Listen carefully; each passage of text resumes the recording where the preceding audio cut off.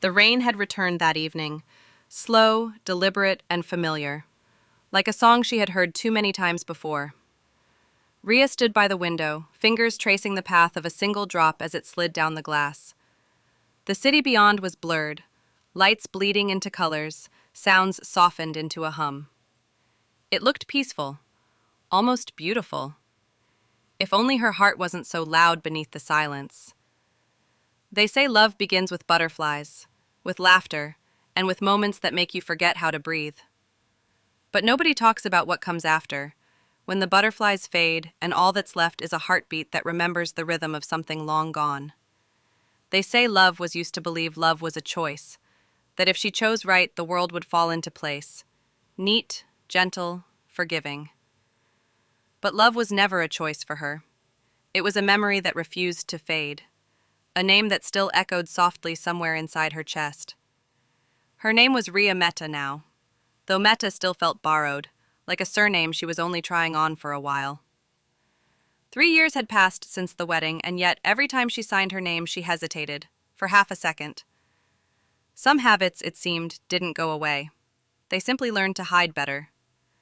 The rain outside grew heavier, tapping against the window in uneven rhythms.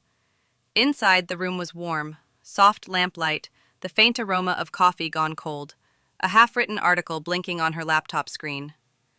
She had been writing about second chances for her magazine's monthly column, but the irony didn't escape her. Rhea hadn't believed in second chances for a long time. Not since him. She closed the laptop gently and walked back to the window. A flicker of lightning caught her reflection. Tired eyes, calm face, the quiet dignity of someone who has stopped expecting answers. Her phone vibrated. A message from her mother read, "It's raining here too. Reminds me of your wedding day." Rhea smiled faintly, though it didn't reach her eyes. She typed a reply. "Yeah, I remember." Her fingers hovered over the keyboard before she added another line, then deleted it again. For a long moment she simply stood there, one hand on the window frame, listening to the sound of rain. Every drop felt like a memory, soft, endless, falling exactly where it always had.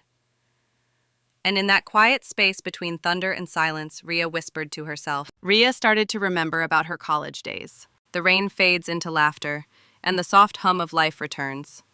It was the summer before everything changed. Rhea still believed that love was the kind of thing that could rewrite the sky, that when it came, it would stay. She sat on a campus bench that afternoon, pen in hand, notebook open, pretending to write her article for the student magazine. But the words were not about deadlines or journalism. They were about him. Kabir leaned against the nearby tree, strumming lazy chords, the kind that weren't really music, just emotion searching for a tune. He smiled. "Still writing about heartbreaks that haven't happened yet?" Rhea looked up from her notebook, pretending to be offended. "Still singing songs no one asked to hear." He laughed, the easy, disarming kind of laugh that always managed to pull her smile out, even when she didn't want to. "I like to call it art," he said. "Oh, really?" she teased. "I like to call it noise."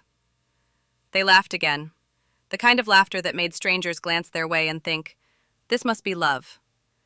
But love wasn't something Rhea said out loud.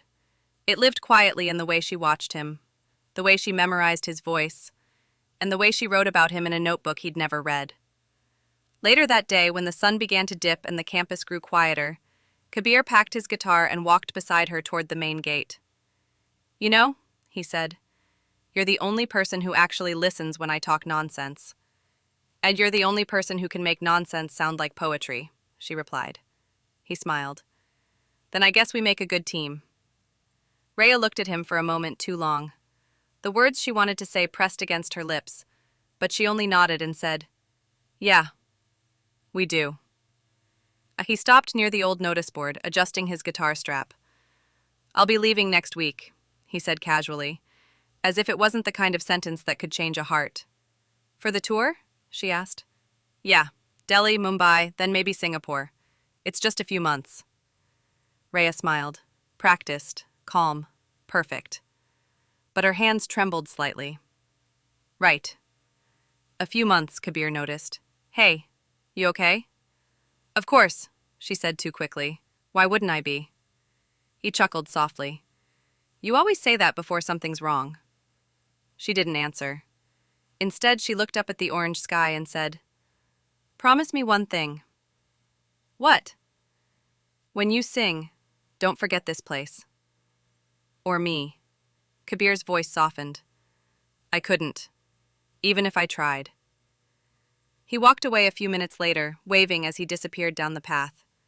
Rhea watched him go until the sound of his guitar faded into the distance. Later that night, in her small dorm room, she opened her notebook again. This time, she didn't write an article. She wrote a letter. Dear Kabir, I wanted to tell you that your music sounds like mornings, full of light and promise. And maybe I'll never have the right to say it, but I think I love you. If I don't tell you now, maybe you'll never know. And if I do, maybe you'll still leave. And that would hurt worse. So I'll keep this to myself, like a song that never found its words. She folded the page gently, placed it between the covers of her journal, and whispered to the night. Someday, maybe he'll read it. But he never did. And that was the first letter Rhea never sent.